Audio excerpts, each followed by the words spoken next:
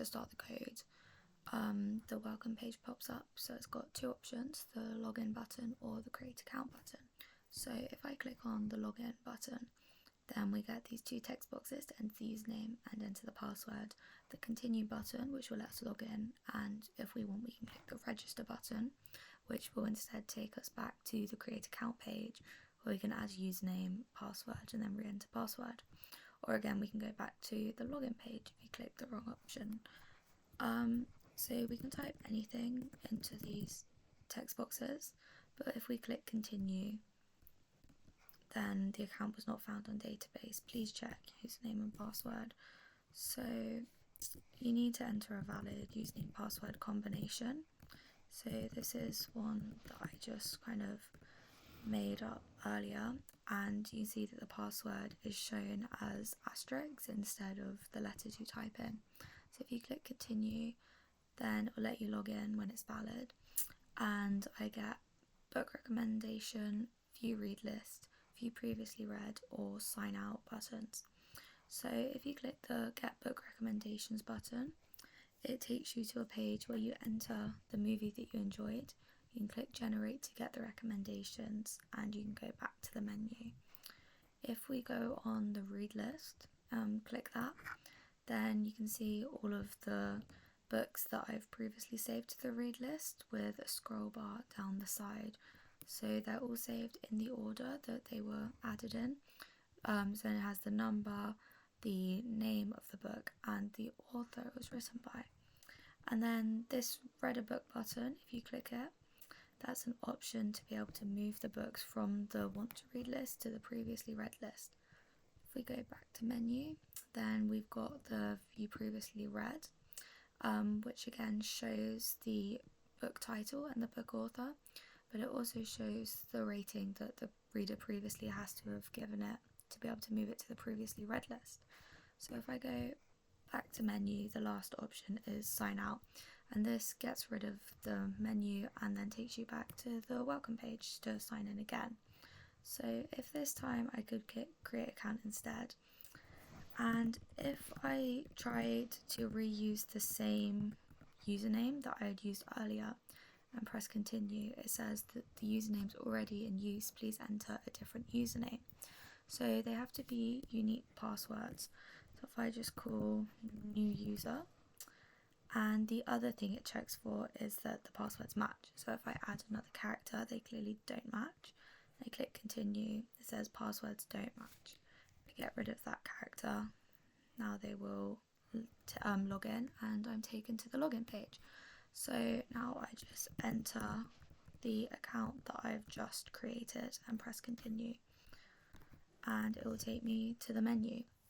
So the difference here is because the account was just made, the read list is empty, and also the previously read list is empty as well. So now I have the two empty lists, I can click book recommender, and here I can type in obviously anything, but if it's not on the database, it will say movie not found in database, please enter a different movie.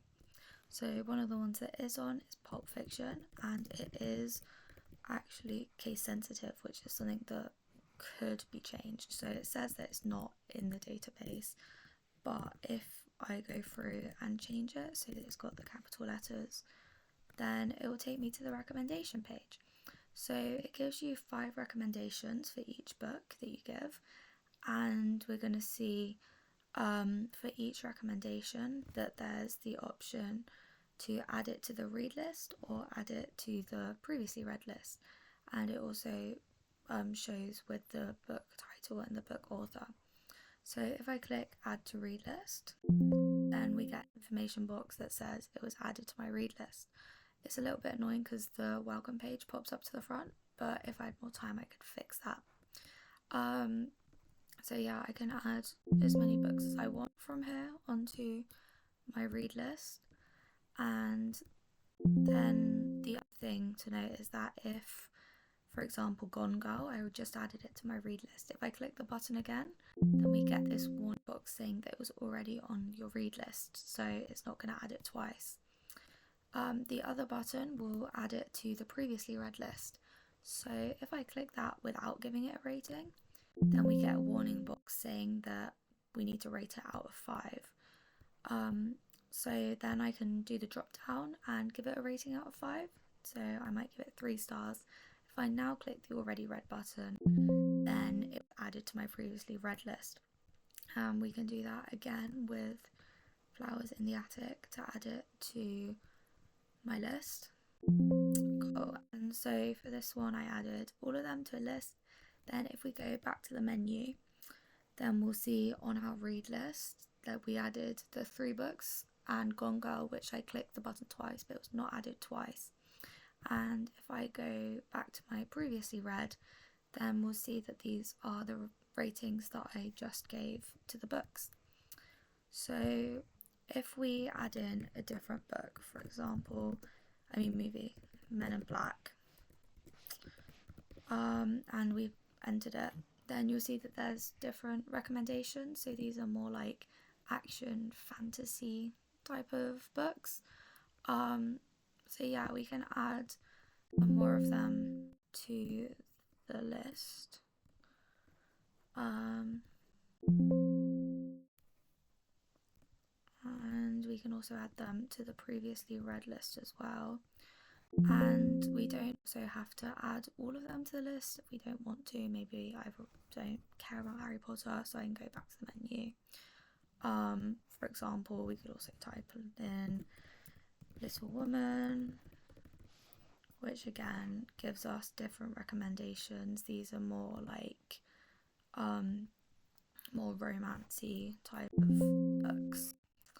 So yeah, then those are some of the things that we can add to our list, and there's 200 different movies, 200 different books they can recommend, so these are all different books recommended.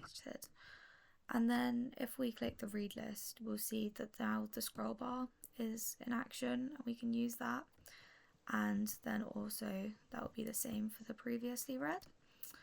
So if we now go back to my read list and say, for example, I've read Gone Girl now, so I can click that I've read a book.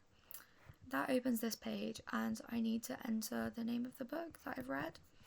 So if I entered something, just anything, and clicked confirm, we get the error message that it's not on the read list, so you can't just randomly add like words to your previously read. So if I pick Gone Girl, which was on the list, and click confirm choices, we get the error message saying that it hasn't been rated again. So then I can click the drop down and then confirm choices, and it said it was added to my previously read list.